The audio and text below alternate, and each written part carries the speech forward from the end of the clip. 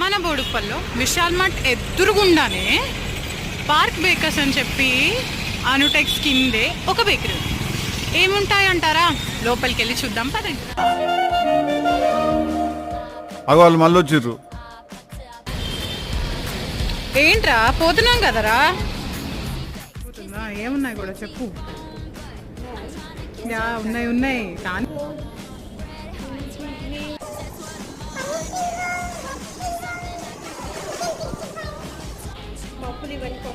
పప్పులు ఉన్నాయా? పప్పులు ఉన్నాయా?